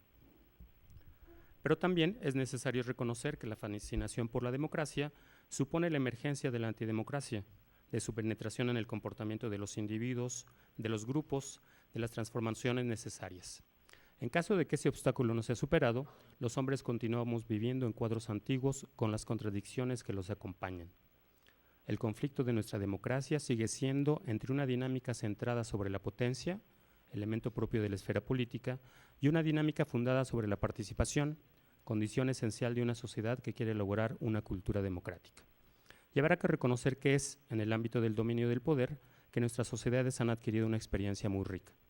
En nuestra sociedad, la creación de cultura ha sido un medio de dominación política y no está un medio de aquella. Animación sociocultural.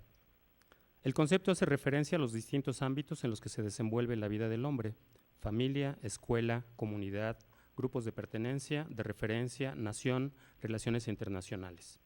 La UNESCO la define como el conjunto de prácticas sociales que tienen como finalidad estimular la iniciativa y la participación de las comunidades en el proceso de su propio desarrollo y en la dinámica global de la vida sociopolítica en que están insertas.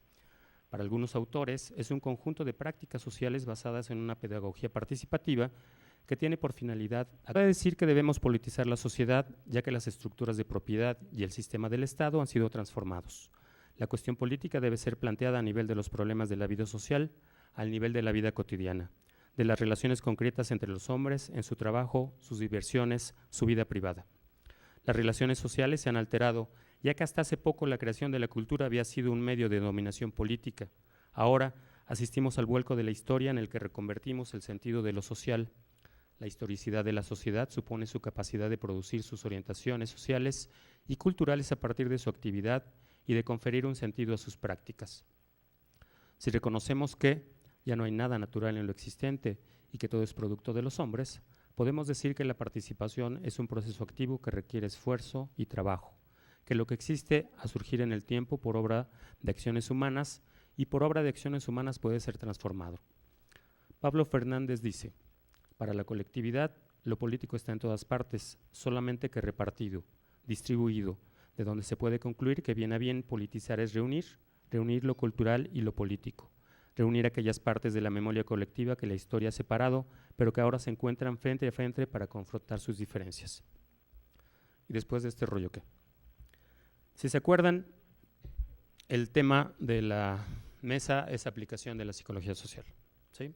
Esta primera parte es una aplicación que no tiene nada que ver con el concepto que tenemos de aplicación, sino cómo nuestra cultura en este instante se encuentra referida a un concepto teórico que nos inventamos a principios del siglo y que en este momento lo vivimos tal cual es.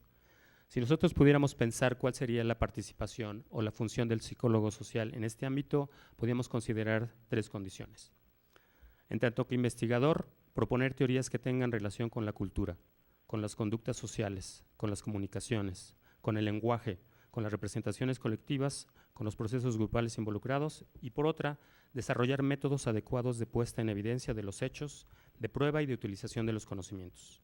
En tanto que práctico, recoger y comunicar informaciones objetivas sobre una sociedad, sobre una realidad social determinada. En tanto profesional, participar con grupos sociales con herramientas que les permitan la reconsideración de las relaciones y de las conductas.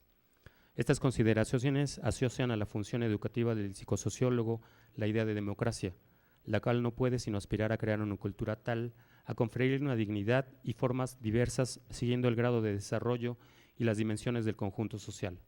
Solo una disciplina surgida del análisis profundo de las sociedades existentes puede ofrecer el punto de partida indispensable para que esta cultura sea posible. Gracias.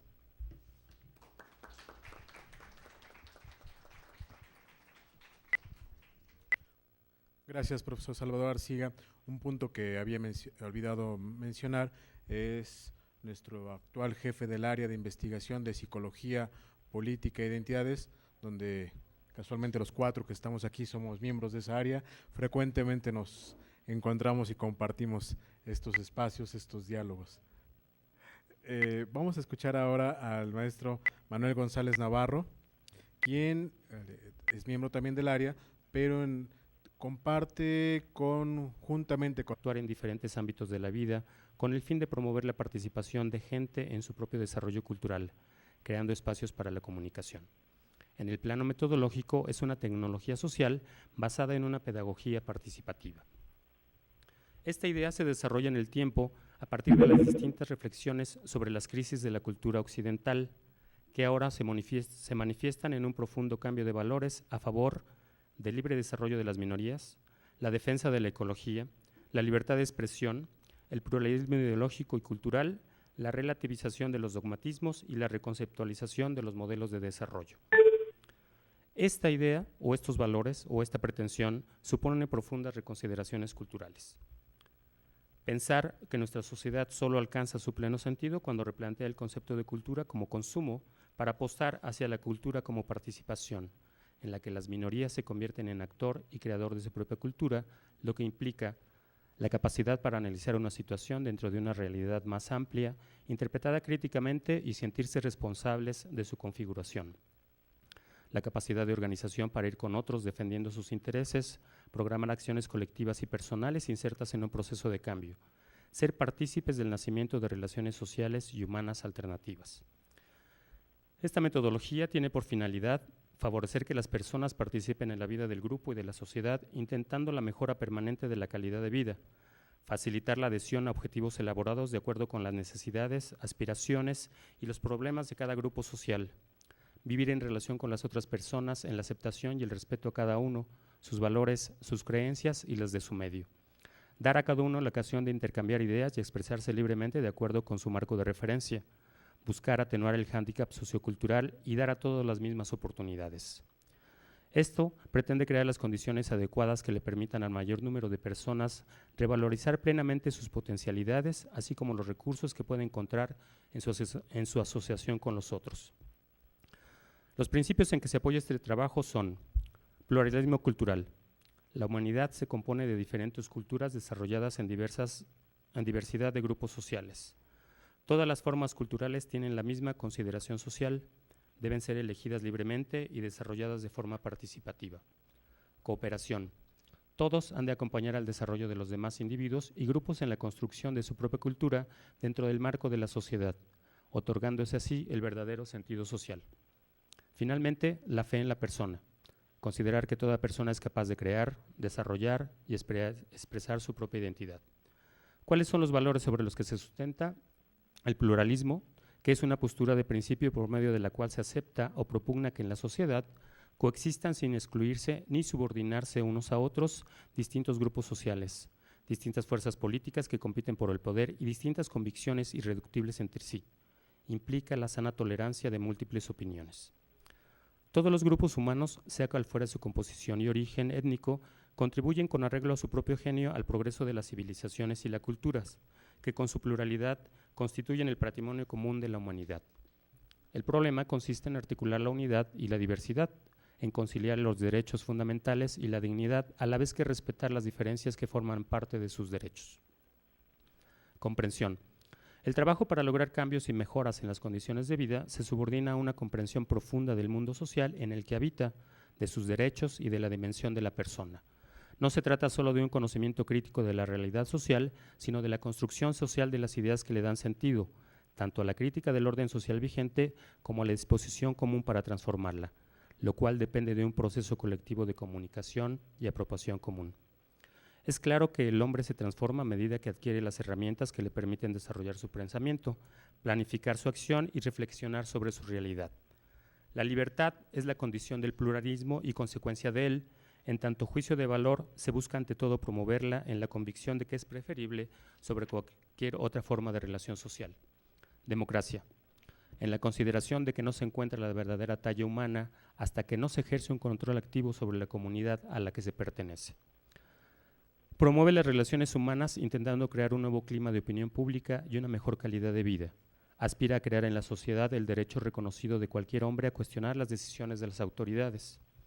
Pretende que las minorías sean el centro de todo desarrollo, incrementando su autoconcepto y la calidad de sus posibilidades y responsabilidades, en el que abarca todas las dimensiones de la vida, todas las ramas del saber y todos los conocimientos prácticos que pueden adquirirse por todos los medios y contribuir a todas las formas de desarrollo. Si en la socialización se construyen y ejercitan los valores que hacen posible la vida en sociedad, con el respeto a todos los derechos y libertades fundamentales, se adquieren los hábitos de convivencia democrática y de respeto mutuo. Se prepara para la participación responsable en las distintas actividades e instancias sociales.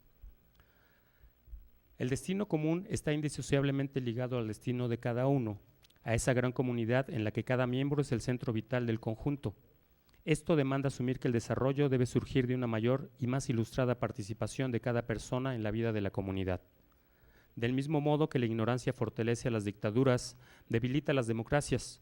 Los estados deben ser conscientes de su inmensa fragilidad mientras no sean capaces de apuntalar la democracia a través de un sistema educativo que privilegie la plena y consciente participación de todos los ciudadanos en los asuntos públicos.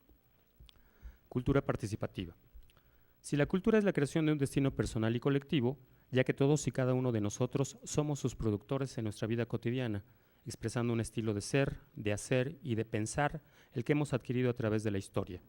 La cultura como creación de un destino colectivo considera que hay que apoyarse en el pasado, pero sobre todo hay que ser capaz de construir futuro, construirlo sin perder el sentido del pasado, actualizado en tradiciones vivas y en pleno desarrollo, capaz de cambiar y de mantenerse en movimiento, relacionarse con él a través de esperanzas e ilusiones, pero sobre todo en la posibilidad y capacidad de influir en lo porvenir. Esto significa crear comunidades responsables que tomen al cargo su propia vida para redefinir los fines humanos de cada actividad social y sus métodos de organización y gestión. A partir de una concepción de la cultura como creación del futuro, la acción o política cultural apunta a asegurar a cada uno, individuo, grupo o comunidad, que disponga de los instrumentos y ámbitos necesarios para que, con libertad, responsabilidad y autonomía, pueda desarrollar su vida, su cultura y su identidad. La educación para la participación. Se podrá